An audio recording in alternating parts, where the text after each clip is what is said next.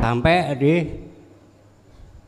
alam fana begitu, yang hening begitu. Dan di situ memang betul ada pernyataan aku Allah, ada suara, termasuk ada tulisan begitu. Tapi saya masih ragu, takutnya ini nanti masih setan atau nafsu. Saya tanya, apakah ini betul gitu? Iya, aku Allah gitu. Sampai 3 kali. Setelah itu saya malu, mosok tanya 3 kali masih tanya lagi. Terus saya keluar terus di situ di ruang hening sampai lama begitu. Tapi saya ingat Gus Rason, kalau di situ jangan lama-lama gitu. Nanti nggak kuat.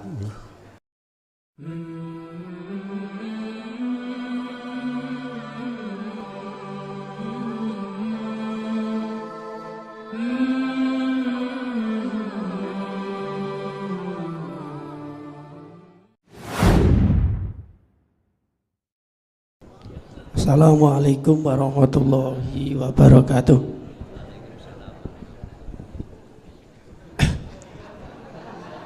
Kenalaken, nami kula Nur Hadi saking Sumatera Selatan, Palembang. Wonten ing mriki kula badhe nangkletaken inggih menika misteri kehidupan kula dumateng Gus Mukhlason. Ingkang pertama wonten ing mriku kala wau wingi nggih menika nggih pun dinapa singgung. Dados kula wonten ing mriku kala muda, mbuh berapa tahun, setahun nalika teng pesantren nalika mondok. Wonten ing mriku pancen hobine nggih menika puasa mutih. Emang dinopohkan ngonten niku kali kiai ini. Di saat niku kula inggih menika nglakoni puasa mutih, posane namine Kiji Barki. 7 dina terakhir. Lah wonten ing mriku kawula sakit ngantos mboten eling napa-napa, boleh dikatakan jadab. Selami inggih menika kurang lebih 8 bulan. Pertanyaane kula nalikane kula jadab kala wau niku kula niku dipun angkat kalian Gusti Allah wonten ing langit, tapi wonten ing mriku enggak ketemu apa-apa. Kok teng mriku ketemu midodari apa-apa niku nggih mboten enten. Ora enek malaikat, ora, pokoke mboten enten napa-napa. Sampai teko dhuwur kosong blong. Lah niki wonten ing mriki pertanyaane kula wonten ing mriku niku napa maksude teko dhuwur kok kosong blong, ora enek apa-apa. Sing pertama. Ingkang nomor kalih wonten ing mriki kula inggih menika biat dhateng santri. Namine biatipun nggih menika Asmaul Haq sing pun dipun napa niku serai kalih kiai kula biat dhateng santri. Biatan Asmaul Haq wonten ing mriku intine inggih menika saking napa niku titik bak niku intine. Nalika kula biataken dhateng santri-santri, santri kula niku kalian Gusti Allah disukani kelebihan jauh saking kula. Piyambake wonten ing mriku saged inggih menika napa niku ketemu kalih Kanjeng Nabi, saged piyambake omong-omongan kalih napa niku tiyang sing ninggal sak piturute. Bahkan lek enek wong arep ninggal piyambake niku semerep. Lan piyambake wonten ing mriku napa niku segala sesuatu sing dilihat, baik itu makanan, baik itu daun-daunan, semua daun-daunan, makan-makanan dan kerikil-kerikil itu dia berzikir Allah, Allah, Allah. Sedangkan saya sebagai gurunya nggak pernah seperti itu. Nah, nggak pernah. Padahal saya juga itu sebagai mudin mengurus ngajat aja saya nggak pernah bertemu dengan rohnya arwah. Tapi murid-murid saya itu dia kok tahu. Lah itu yang saya tanyakan. Apakah saya ini sakit banyak dosanya jadi sebagai guru kok apa itu kalah dengan muridnya begitu loh. Jadi kan semua dia tanya pada saya, alhamdulillah saya bisa menjawab dengan apa itu sering mendengarkan pengajian Guson tentang yaitu alam mukasafah, tapi saya nggak masuk ke situ, tapi bisa menjawab. Namanya santri pasti tanya pada gurunya, saya kok begini toh Pak, saya begini toh Pak. Nah itu apa itu mohon dijawab. Yang ketiga, ini yang terakhir. Nah yang terakhir di sini saya oleh Allah Subhanahu Wa Taala di desa itu dijadikan yaitu cara ibaratnya jabatan lah, itu sebagai komplit. Ada kalanya apa itu ada apa sebagai moden, sebagai nemok nih manten, dan juga sebagai wonten yang mereka apa berjonggo. Nah berjonggo niku wonten yang mereka jogo wong napa mbawek barang gawe sampai selamete bahkan aja sampai udan. Nah niku niki lek mengke jenengan anak sing dadi berjonggo saged sharing kalih kula. Nggih. Tapi alhamdulillah dengan ilmu yang saya miliki di situ apa yang saya lakukan itu alhamdulillah berhasil. Lah seperti ini boleh apa tidak? Kalau sekiranya menjadi berjonggo itu nggak boleh, saya ya pergi, nggak berjonggo, nggak tae-taean, nah begitu itu. Nah, tapi kalau seandainya di situ itu, oh silahkan itu dibutuhkan oleh masyarakat, nah ini saya teruskan. Itulah yang saya sampaikan jauh-jauh dari Palembang, misteri kehidupan saya yang harus saya dapatkan jawabannya. Kurang dan lebih mohon maaf, saya akhiri. Assalamualaikum warahmatullahi wabarakatuh. Waalaikumsalam warahmatullahi wabarakatuh.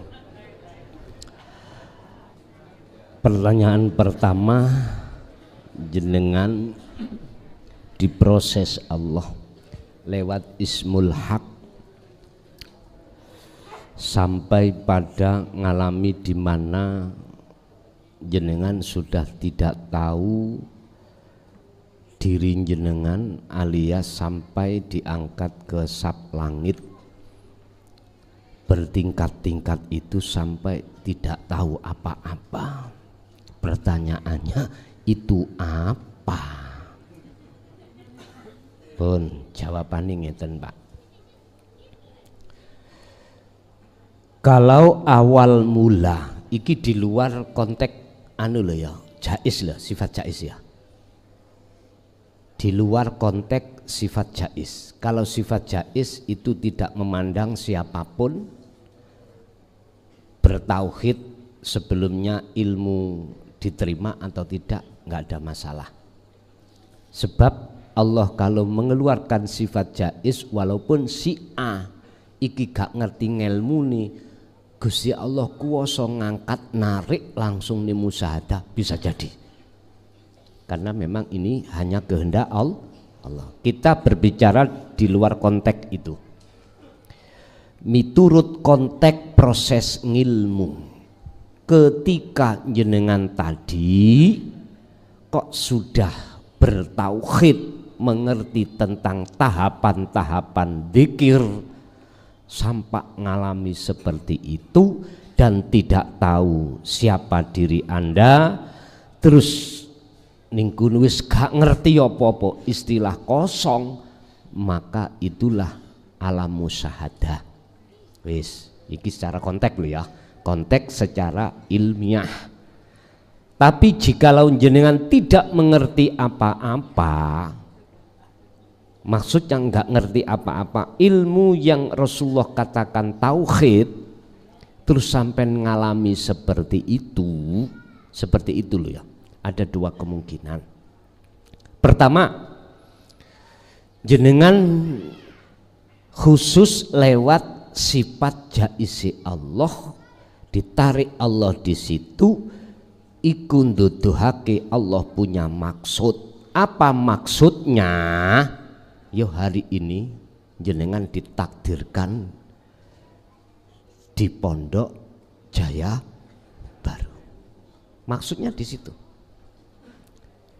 Walaupun jenengan iku sebelum kejadian pada saat di pondok itu belum mengerti tentang tauhid, kok ya ditarik Allah di situ. Allah punya maksud. Wis ngilmune ana mburiyahe, engko ketemu awakmu. Akhirnya nggih ketemu. Satu. Nomor 2, tentang keadaan murid yang ahli kasaf. Pak, ketahuilah, ukuran takarub kepada Allah, ukuran kalau Allah dekat dan tidak ada siapa-siapa kecuali Allah, itu tidak pada keadaan yang dialami oleh para murid tadi. Karena para murid tadi itu buah dari satu aurat wirid yang dikhususkan oleh murid. Akhirnya muncul beberapa karomah di dalam dirinya para murid. Terus pitakoni, opo tah aku kakean dosa gak ngalami seperti itu, kok kalah ambek muridku. Lah ngoten toh? Tadi saya katakan ukuran ini dekat terhadap Allah ambek enggak dengan tidak, itu tidak bisa dijadikan sebagai ukuran. Kasaf itu tidak bisa dijadikan ukuran. Sampeyan tanya terhadap beliau-beliau santri jenengan, kalau belum mengerti tauhid, mesti keakuannya masih muncul. Keakuan makhluk dirinya atau keakuan makhluk yang lain, itu mesti ngoten.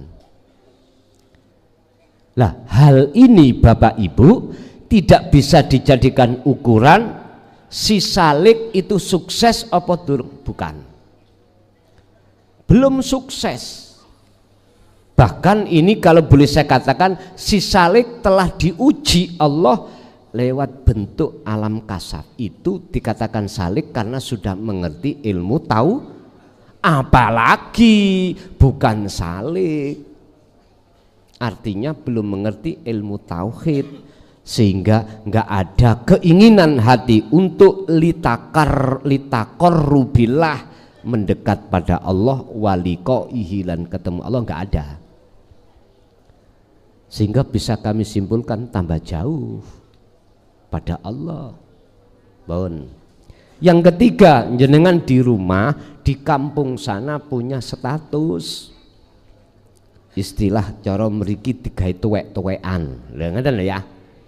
Sesepuh Pak Wo. Kalau di sini disebut Pak Wo. Pak Wo iku Pak sing wis tuwa.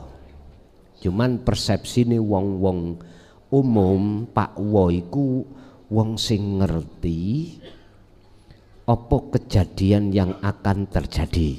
Satu, loro, wong sing dungane mandi. Iku Pak Wo. Nek menurut kami bukan itu Pak Wo.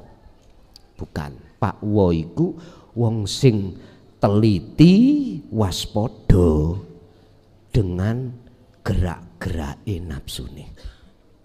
Iku Pak Wo. Atau boleh saya katakan orang yang waskito. Niki lho waskito. Yaitu orang yang selalu neliti gerak-gerike hawa nafsu. Iku makrifate. Lah terus apakah saya harus tinggalkan jabataku yang seperti itu, melayani umat, minta tolong gini-gini, ataukah saya teruskan sedangkan saya sudah mengenal tauhid dan tujuan tauhid itu adalah hanya bertemu Allah, apakah harus saya tinggalkan? Jawabannya terserah panjenengan. Artinya apa? Gini, kalau toh jabatan itu tidak menjadikan ruh panjenengan, hati panjenengan terhalang terhadap Allah, mengapa itu tinggalkan? Alasannya apa? Karena panjenengan ini juga ngayoni keluarga, kebutuhan keluarga, kebutuhan masyarakat lah gitu toh. Jangan Pak, ya sudah sampai nikmati aja itu. Itu kalau tidak menjadikan penghalang hatimu terhadap Allah, jangan. Tapi justru kalau menjadi penghalang, tandanya kalau jadi penghalang itu apa?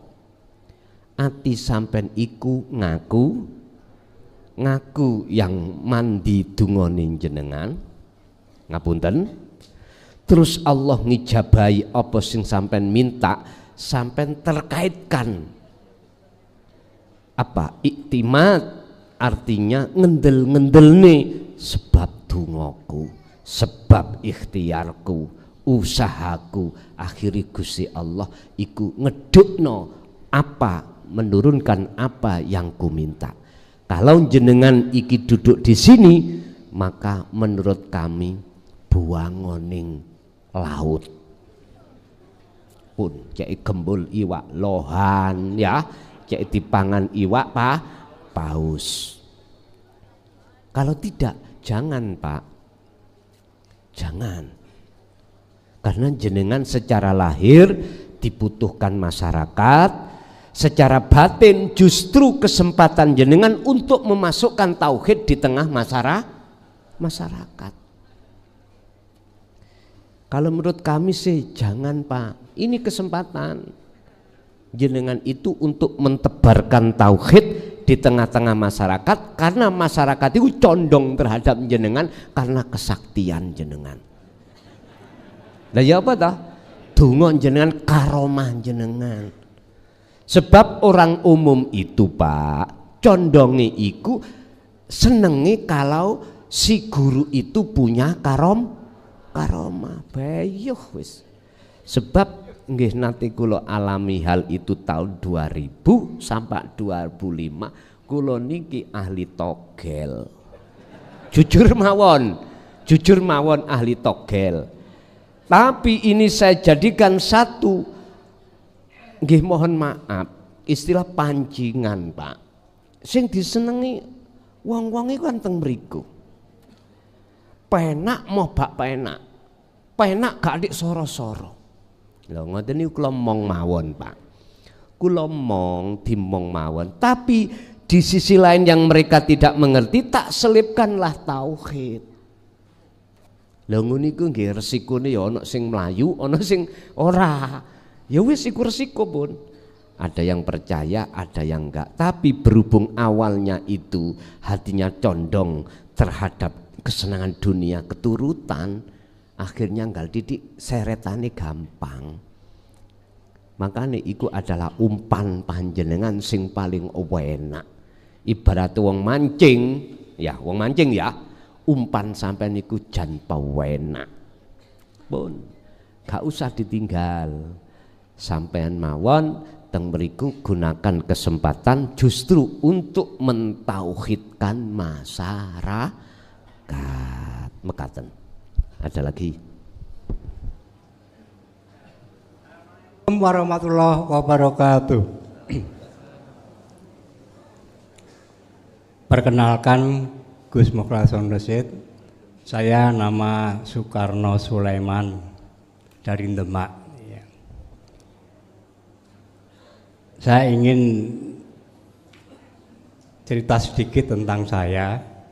Pencarian ilmu tauhid ini saya sudah hampir 45 tahun gitu. Kami cari begitu nggak ketemu, ya. Nggak ketemu. Kurang lebih 5 tahun yang lalu saya sampai hampir frustasi. Frustasinya, ya Allah, mudah-mudahan saya temukan Nabi Khidir, Mbah Khidir gitu, untuk ngajari saya agama yang benar begitu. 5 tahun yang lalu, ya. Terus ya coba kami tirakat dengan cara Jawa, poso mutih dan lain sebagainya supaya bertemu begitu. Nggak taunya saya coba-coba lihat YouTube, ada Gus Mukhlason begitu. Soalnya ya ada guru yang lain, mungkin dari Bandung, dari Padang begitu, tentang tauhid ini. Tapi dari penjelasan Gus Mukhlason mudah diterima. Coba saya pelajari gitu. Sekitar 2 tahun yang lalu begitu. Sampai banyak hal yang kami coba pahami. Keterangannya bagi saya mudah sekali. Ya, keterangan-keterangan ilmu yang disampaikan langsung masuk kayak apa masuk kantong kosong gitu ya, blang begitu ya. Terus pada tahun kemarin sudah berkeinginan ingin ke sini, tapi Allah belum mengizinkan begitu. Nah, 2 bulan yang lalu saya mencoba kholwat sendiri. Sebenarnya takut begitu. Tapi coba karena menurut pemahaman saya sudah paham gitu, saya coba ya. Apa riyadhah yang disampaikan Gumulasin banyak, mulai dari makanan halal, dawamkan wudhu, suci, poso ngapit gitu, coba kami jalani begitu. Pas pada saat poso ngapit selama 3 hari, saya mencoba waktunya banyak saya gunakan kholwat begitu. Pada hari ketiga poso ngapit mulai jam 9 malam begitu, saya kholwat. Alhamdulillah bisa masuk. Tapi sampai jam 11 capek, kelihatan capek begitu, istirahat dulu. Setelah itu jam 2:30 bangun lagi. Saya sholat hajat, sholat tahajud, terus kholwat lagi. Nggak taunya di situ ditarik Gus, jadi badan ini serasa ditarik begitu. Kita punya tenaga yang kayak ditarik begitu, masuk ke beberapa alam, termasuk alam mukasafah begitu. Gus Mukhlason sudah menjelaskan di YouTube, udah nggak usah belok-belok di situ, langsung aja ini bukan di situ. Saya juga ngomong gitu, nah, ini bukan tujuan saya bertemu Allah begitu. Sampai seingat saya sampai sab ke-7 gitu, cahaya masuk, ada ketemu beberapa makhluk di sana. Nah terakhir sampai di alam fana begitu, yang hening begitu. Dan di situ memang betul ada pernyataan aku Allah, ada suara, termasuk ada tulisan begitu. Tapi saya masih ragu, takutnya ini nanti masih setan atau nafsu. Saya tanya, apakah ini betul gitu? Iya, aku Allah gitu. Sampai 3 kali. Setelah itu saya malu, mosok tanya 3 kali masih tanya lagi. Terus saya kholwat terus di situ di ruang hening sampai lama begitu. Tapi saya ingat Gus Mukhlason, kalau di situ jangan lama-lama gitu. Nanti apa nggak kuat. Kurang lebih setengah jam lah saya di sana. Terus saya berhenti. Saya alhamdulillah. Pertanyaan saya, apakah itu yang dimaksud dengan ketemu Allah? Yang pertama. Yang kedua, setiap saya sholat, setiap saya kholwat begitu, setelah itu pingin lagi begitu. Termasuk pada saat sholat gitu, bisa kholwat begitu langsung. Kita menuju wujud sudah tidak ada, yang ada wujud Allah begitu. Yang ingin saya tanyakan, setiap pada kholwat, apakah boleh kita di sana berdoa apa yang kita tidak tahu? Kita tanya di situ, tapi saya coba nanya gitu dengan sopan santun Jawa begitu. Terus dijawab di sana langsung dari hati itu dijawab. Apakah itu yang disebut Al-Qur'anul Qadim?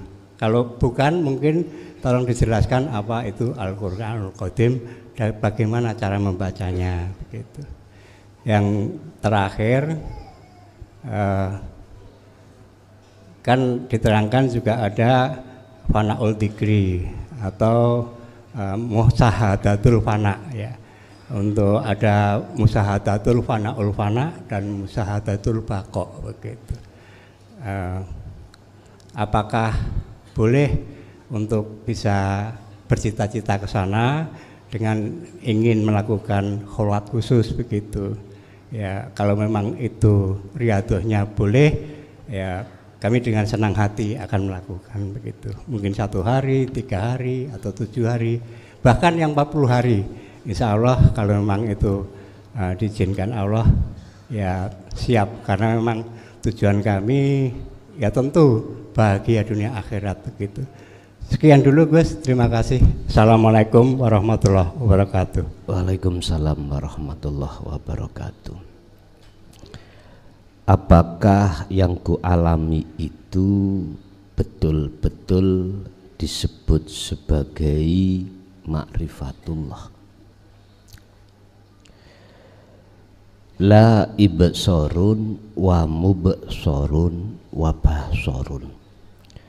Ketika ada yang berkata innani anallah, sesungguhnya aku iki Allah,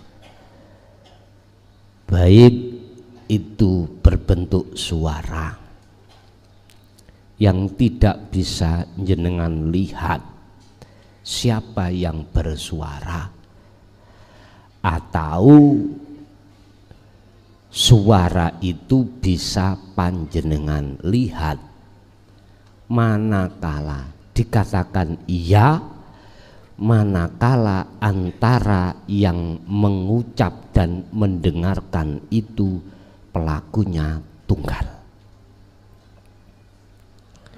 Sebab dikatakan disebut ma'rifatullah iku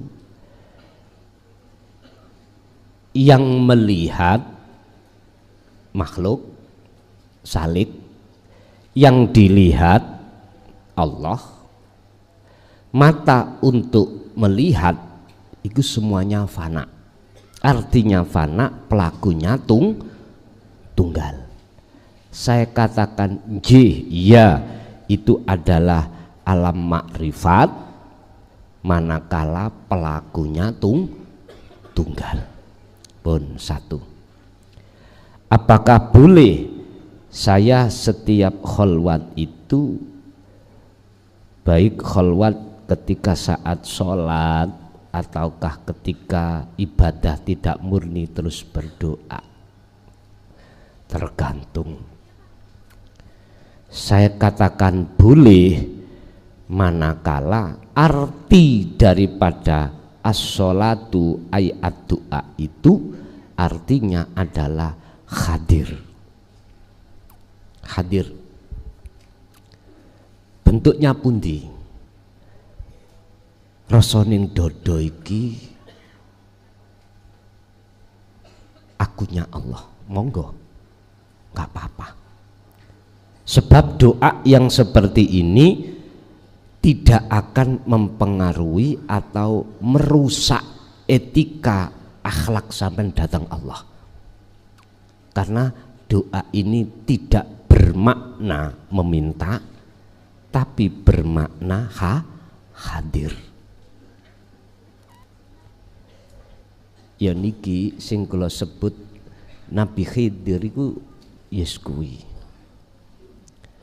hadiri sesuatu yang kumaksud Allah di dalam rasa jenengan iku sebetulnya. Cuman bahasa umum dikatakan Nabi Khidir yaiku nabi sing makrifat, tangan dah, sing turung mati terus ketemu kono ketemu kono. Iki kan sik figur toh Pak, figur seorang hamba. Asli nih maknane Khidir iku bahasa makrifat itu ya hadiri Allah ning dodo jenengan. Otomatis prosesnya muraqabah fana makrifat. Lah di situ apakah yang dimaksud Al-Qur'anul Qadim? Terus bagaimana cara membacanya? Al-Quran itu adalah asma, Pak. Nama sebuah wahyu itu disebut Al-Quran. Al-Qadim datangnya terlebih dahulu sebelum datangnya dunia. Boleh saya katakan Al-Quranul Qadim itu minangka umpama file. Di dalam file itu, HP itu ada gambar-gambar, ada dawuh-dawuh. Wis. Terus dawuh iku dilahirno berupa apa? Berupa gambar sing bisa jenengan lihat di HP. Akhirnya bisa dibaca. Wujudnya apa? Al-Quranul Qadim iku. Itulah Pak, nek miturut hikayah proses ceritane Rasul iku namine kitab Jabur. Kitab Jabur iku secara lahir bisa dibaca. Bisa dibaca. Wahyu sempurna.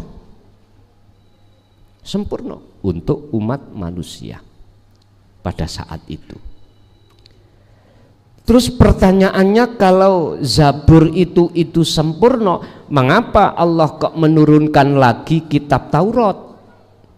Alasannya sedikit sederhana, karena isi aslinya dari filenya itu dirubah, bukan ngerubah filenya. Lah filenya itu yang menjaga cuman Allah, tidak ada satupun makhluk yang bisa merubah. Oleh karena dohire iku sampean umat pada saat itu dirubah-rubah maksud wahyunya, akhirnya terjadilah muncul kitab Taurat. Gambare mang sampean edit, asale gak glowing dadi glowing, wis gak asline, Pak. Artinya apa? Wahyu Allah, yang setiap wahyu Allah turunkan itu dirubah oleh siapa? Golongan-golongan yang hatinya berbuat melampaui batas, berarti ati sing dolim. Udah, Taurat muncul aslinya lagi diubah maneh, akhirnya muncul Injil. Injil begitu juga muncul Al-Quran. Pertanyaannya, apakah file Al-Quranul Qadimnya itu masih tetap berbentuk Al-Quranul Karim? Makna maksud wahyu itu masih sama diterangkan di tengah-tengah umat? Itu pertanyaan. Dijawab, Pak, kalau boleh saya katakan, secara lafadz tidak, secara tulisan tidak, tapi makna iya. Contoh niki kecil mawon, contoh kecil. Tak buka surat Al-Fatihah, ayat pertama mengatakan Bismillah. Bagaimana cara imam-imam itu menerangkan terhadap umat? Nama toh, nama. Apakah bisa nama mempunyai sifat Ar-Rahman Ar-Rahim? Ora bisa. Yang mempunyai mausuf justru malah sifat. Ya mausuf ini yang mempunyai nama, iki dibalik. Artinya apa? Di tengah-tengah umat Islam khususi, terima gak terima, setuju gak setuju, saya sampaikan. Banyak di antara umat Islam itu hanya dikenalkan yang mempunyai mausuf itu adalah namanya. Sehingga jenengan iki hanya bisa menyebut nama saja Allah, tapi hatinya tidak kenal siapa yang memiliki nama Allah. Kata Katanya Allah itu yang mempunyai sifat Ar-Rahman Ar-Rahim. Akhirnya kita itu diperintahkan hanya untuk mocotok, wiritan iki, wiritan. Jebule apa? Karomah toh? Jebule karomah. Justru malah menutupi ruhaniyah kita kepada sejatine Allah itu siapa. Kalau bahasanya dengan atas nama Allah, kami setuju. Atas nama lu ya. Kalau diartikan dengan nama Allah, wah iki adoh banget maknanya menuju asli maksudnya. Padahal maksudnya Bismillah itu bukan ke nama, tapi yang memiliki nama. Kalau sudah memiliki nama, maka bisa sifatnya Ar-Rahman Ar-Rahim. Layak. Kalau nama mempunyai sifat mohal, yang bisa memiliki sifat iku mausuf. Bahasanya yo gesang iki, Pak. Tapi mana dijelaskan ngono? Berarti secara tulisan ayat iku gak berubah, tapi maqasidul a'dam atau makhlus syahid wahyu itu berubah sudah. Di tengah umat berubah. Akhirnya jenengan nyembah apa? Nama. Kemana-mana nyebut nama. Niki. Bahkan juga diingatkan, diantisipasi ayat itu. Kalau besok itu banyak yang mengubah maksud daripada wahyuku, akhirnya apa, Pak? Allah sudah tahu.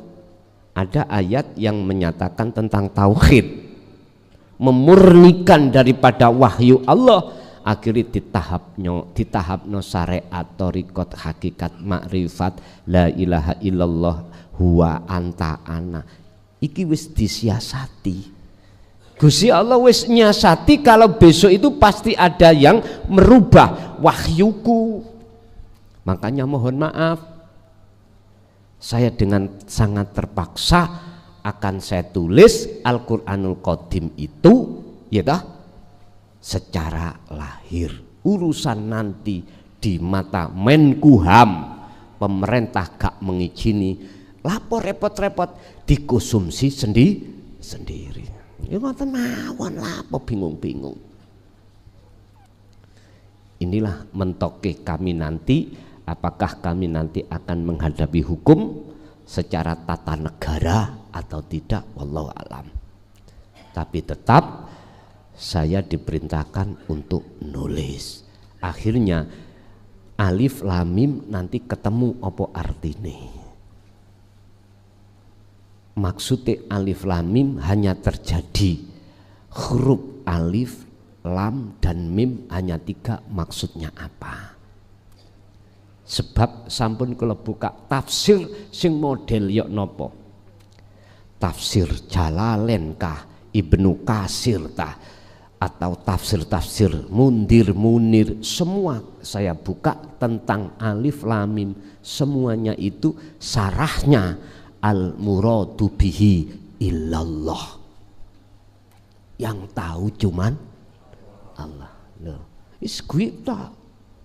bagaimana bisa mengungkap rahasia alif lam mim sementara ayat pertama bismillah aja nggak tahu loh, apalagi Fatihahnya lengkap. Bayo lah maksudnya Quran diringkes dadi siji, Fatihah diringkes dadi bismillah diringkes dadi huruf ba diringkes titik, iku piye maksudnya? Mbuh pokoke ngono. Ya repot Pak nek mbuh pokoke ngono. Mana berkembang umat Islam. Makanya nyun sewu. Estu nyun sewu. Secara kemajuan zaman tentang teknologi, tentang persenjataan, tentang alat mutakhir, wong Islam kalah. Karena apa? Mandek nanggonin nama, berhenti ke nama, Coba kalau sampai terhadap wujudnya, nanti bisa dilihat di dalam Al-Qur'anul Qadim itu Pak, ono barang gede ini sak jempolan, barang sak jempolan ini kan mboten gede sama ini, iki dibawa manuk burung kuat, ini nanti masuk terhadap ababil. Mungkin jenengan tahu krungu ceritane Raja Abraha ya, mau gempur Ka'bah nggak bisa karena dijatuhi oleh burung ababil, apa namanya, api neraka. Nanti di situ ada barang sak jempolan Pak, nek dirutuni ning donya seperti gandunya entek. Secara lahir iya bisa dibuktikan, bisa. Barang sakme ini loh Pak, apa sak jempolan nak mboten gede sih. Mbok nek jempolane raksasa lho ya. Nek jempolan sampean kali kula gur sakmene. Iki sakmene iki dirutuhno ning donya iki dibawa burung ababil pun bisa, burung apapun bisa. Iki nanti kalau jatuh ning bumi, bumi iku sigar dadi telung pertelon. Ya napa niku saged mbayangno sampean. Kalau kita mengenal bom atom ae piro sih ya? Sekarang nanjak mari bom atom terus bom nuklir. Iki sing paling ditakuti to niki. Nuklir iki di seluruh negara. Lah iku sik cewili.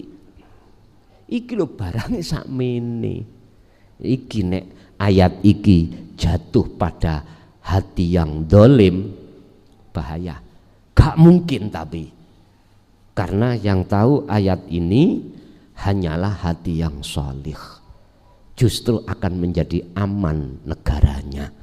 Begitu loh, nanti itu nanti akan kami bahas, tetap kami bahas urusan nanti apa hukum secara tata negara saya disalahkan, ya rapopo. Intine nanti tetap saya memaksakan diri, ini saya izinkan secara legalitas nasional. Urusan diterima dan kami dituduh macam-macam, rapopo. Jikalau tetap nggak dapat izin, ya dikonsumsi sendiri. Tapi Gusti Allah gak goblok.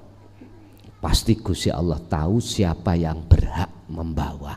Gak semuanya, cuman tandanya ada mereka yang sudah condong hanya hatinya pada Allah lewat tauhid itu.